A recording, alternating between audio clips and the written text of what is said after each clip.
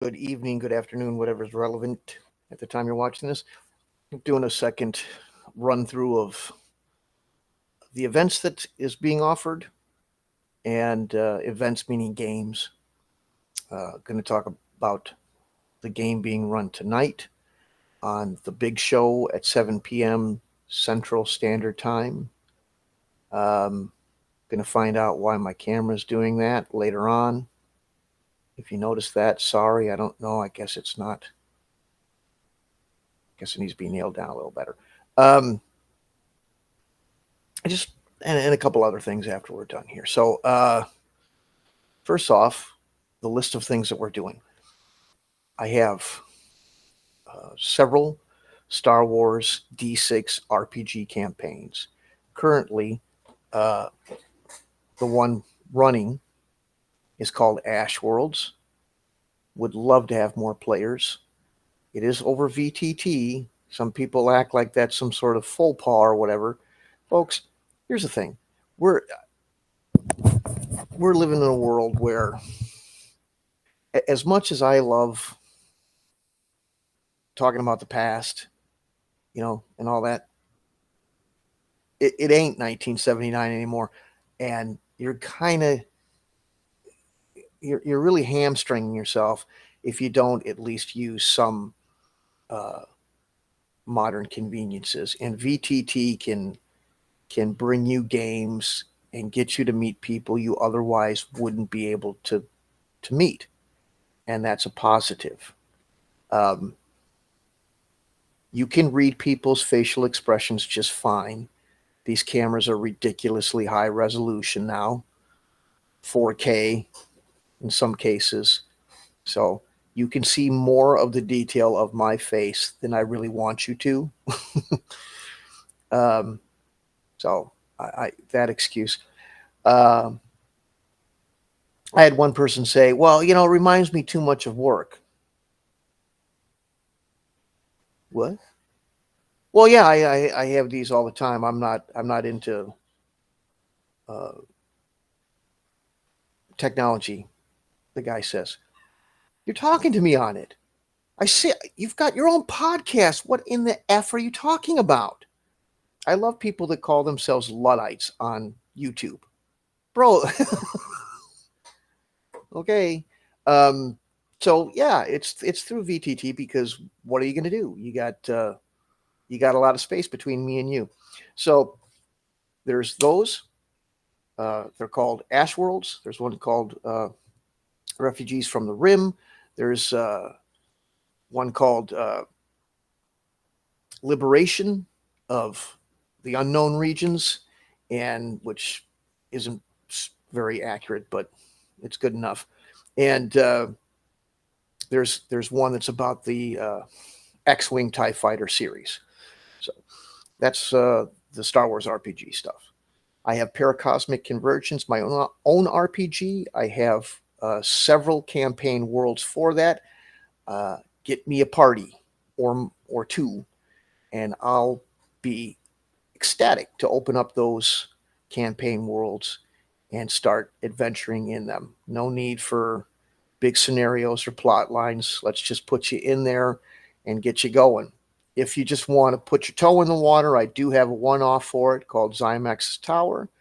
Um, that is a module that has both an RPG element and a mass battles element. You will see the mass battles section of it tonight on Command. Excuse me, get my own name wrong. Campaigns and Conquests. My podcast at 7 p.m. will be uh, playing that scenario using my mass battles supplement for Paracosmic Convergence. So other games that are available. There are two BattleTech games. There is a strategic and an operational.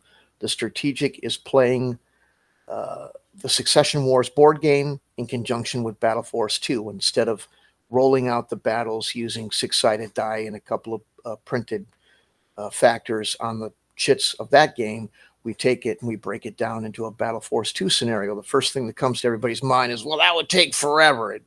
It surprisingly wouldn't, as long as you've got more than a couple of people to do it.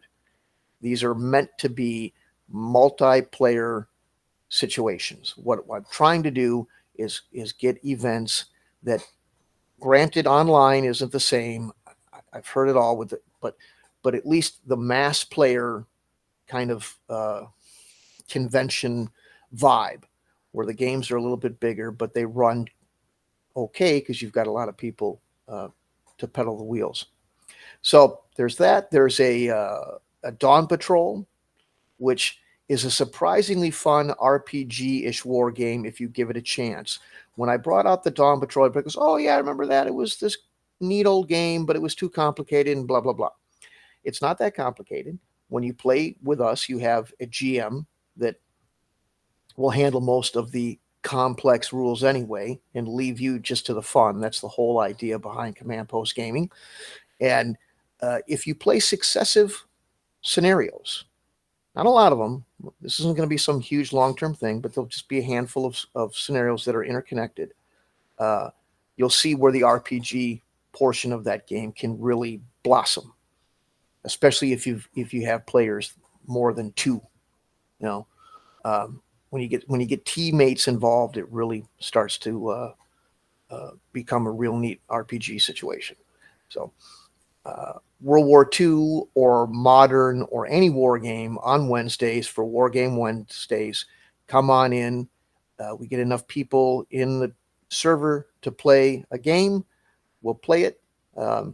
Usually people say, "Hey, I'd be interested in playing some sort of war game." Okay, let's sit down and decide what everybody wants to play. Vote on it, and we'll play something. The stuff I have is not always ancient, but I do have mostly Avalon Hill stuff starting from the early 60s on, but it can be any sort of chit encounter or miniatures war game, preferably the rule systems that I am creating or have created, but not necessarily. So there's that as well. What else? Oh yeah, I'd love to get people. Now this isn't going to happen right away, but coming up soon, there will be a Greyhawk OD&D thing going on. And people who are interested in that, please leave your name and contact.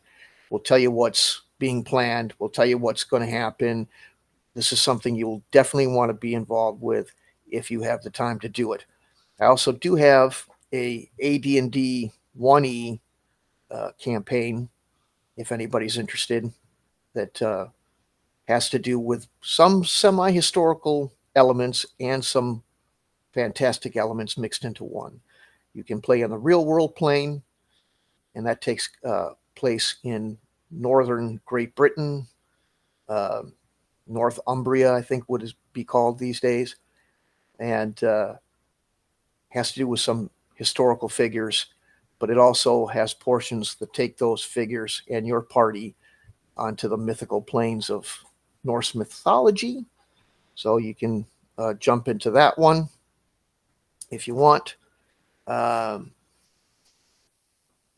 have a arena game where you create an arena gladiator and battle each other for survival and for glory in that realm. It's not really role playing per se, because it's just but it's kind of that Roman gladiator vibe. It's a lot of fun. It's just kind of a quick and fast combat system that's detailed enough to not complex, but it's one-on-one, so just kind of displays the idea of a gladiator battles. It's a lot of fun. Give it a try. Modern. I have a couple of modern things. I have a large, when I say large, but more than two people should be playing this one, and it's kind of a geopolitical crisis RPG / war game simulation. Think diplomacy, but set in a modern time. So a lot of people go, "Well, I'm looking for escapism and all that." Okay, fair enough. This is based on current events, but Some people do find that sort of thing interesting. You'd be playing from the perspective of a government official more so than some commander on the ground. I have a couple of Twilight 2000, and I play GDW. I don't do remakes. Often when I bring up games, most people go, "Oh yeah, I remember that. I've got this new version." I'm not about the new versions. I'm for a couple of reasons. I prefer to stay in the 80s, in the late 70s. Even if I didn't, I don't have the money anymore. I spent a lot of money back then to accumulate what I've got, and the cash flow isn't there to keep buying, especially some sort of thing that's I've already got, like Twilight 2000 or the FFG version of the West End games, So it's Twilight 2000, but it's not super complicated. It's kind of a watered down version. I guess you could probably call it a retro clone or whatever, but it's based off of that. So anyway, I've got a couple of those. I've got one that has to do with a sci-fi book that I wrote. Actually, two, come to think of it. There's the preface to the sci-fi story I wrote takes place in the near future and works well with Twilight 2000. The other portion of it is more of like a Gamma World. I use my own RPG for that, but I also have a 1980s post-apocalyptic type of thing. Some people go, "Oh, that's been done to death." Well, I'm doing it a little bit differently, but it is a completely Cold War 80s nostalgia based thing. So if that's, I don't know that it will appeal unless you're of the right age. But if you've ever seen things like The Day After, which was a mini series put out on primetime television back in the 80s about a nuclear war with Jason Robards and John Lithgow and people like that, it got a little bit of that going on. So plenty of things to play. I probably have omitted something. That's why I do these every once in a while. I go, "Oh yeah, I forgot about that one." But if you join up on the Discord, you can get involved. You can see more details. You can talk about the people that are participating, so you can get involved. Tonight, like I said, we're going to have a primetime YouTube, Twitch. It's going to run on all the channels we're running on right now, and it'll display our kind of chainmail homage. I guess a retro clone, I suppose. I don't know if it technically fits in there, but that kind of thing. Basically, what I wanted a cheap version, and I've been told don't use cheap, inexpensive. I don't want you to have to spend a lot of money. And get the chainmail vibe without the chainmail confusion, and and without the chainmail complexity. So I'm going to show how that works. And the scenario, as I said, is going to be part of the Ziomex Tower one-off that goes with the RPG thing. So it's kind of a suite of games, as it were. And I've got somebody who's fairly new to wargaming, not the first time, but second or third time. So you can see that it is beginner friendly, and you can learn along with this young lady as she gets a tutorial in how to play while playing this introductory scenario. Oh yeah, one thing I knew, I forgot something. Another a game that's coming up that you can get involved with is called Don't Give Up the Ship. It's an old TSR product that was put out, I think it's 73. I have a revised and updated one. It's from 1975, but I think the original was 73. And it's a Napoleonic naval set of rules. Very basic, very relatively quick for, the 70s. A lot of fun, not a lot of complexity, not a lot of detail that you have to remember. Just throw down with some old wooden ships and go broadsides on one another. We've got that set up. You're welcome to play. The scenario I've got is set up for 2 people, but with minimal brain power, we can expand it out. And so if you want to join and we get 3 or 4 people, we can make that work. It's not a problem. So let us know, and we'll get involved with that as soon as possible. All these take place in either Discord, if they're RPGs, or Tabletop Simulator, if they're miniature games. I choose Tabletop Simulator because there's a way to make it work. If you don't have Tabletop Simulator, though, it's a pain in the ass. It's much easier if you have the program. The program's only $20. It's not a big deal. Get it on Steam. And this summer, there's a sale. I don't know if it's part of the sale, but it sometimes goes on sale for half price. I use it because it's three-dimensional. There's no add-on costs. There's no reoccurring costs. It works pretty well with damn near everybody's computer, unless your computer is as old as I am or something, without any fuss or muss. So that's what we use. Some people kind of curl their lip at it, but I think it's one of these things where, for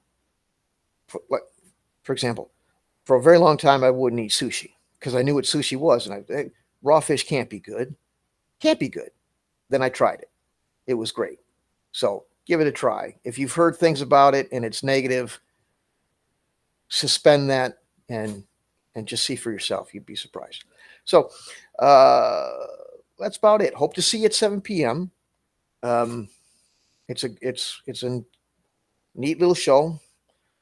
Like I said, we'll take you through wargaming in general and show you this scenario, which you can watch being live played. It's not very long, and get an idea of the system we've got and just get an idea of wargaming in general. Beyond that, if you follow me on Twitter, thank you for hanging in there, because sometimes Twitter is a little bit up and down. There's a phrase that a lot of people use that goes, touch grass. I've always found that annoying. Certain things I'm irritated with as far as verbiage. I don't like the word moist either. I don't know why. I'm screwing ahead. But I've always gotten a little snarly when people use that on me. I always felt it derogatory. But I get it. I did go outside. I haven't had an opportunity to go out and enjoy the weather this summer very much for a variety of personal reasons nobody gives a shit about. But the thing is that now that I just going out and breathing some fresh air and taking the sunlight and getting your eyes off the screen and all the negativity that sometimes comes through it can really change your attitude. So I've been a little bit of a slump. I've been a little bit bitchy. So I feel like maybe I'll be a little bit more positive for you. If you're not following me on Twitter, give me a chance. Check it out. My Twitter handle is @LibertyForAll19. No apologies there, if any. I don't know why anybody I would need to, but nonetheless, all the words are capitalized, but it's all one word. That's how it had to work. So, and apparently 19 other people came up with the same idea, because I had to go out to 19 before it would click. So capital L, capital F, capital A, Liberty for All 19. Or you can search Old School Wargamer. I'm on YouTube. You're probably watching me on YouTube, or you're not because no one's watching. Jesus Christ. Sorry. But you can pick me up on YouTube, on Rumble, Twitch, Twitter Live. I'll put all my links in the description later on. If it doesn't cost money, I'm there.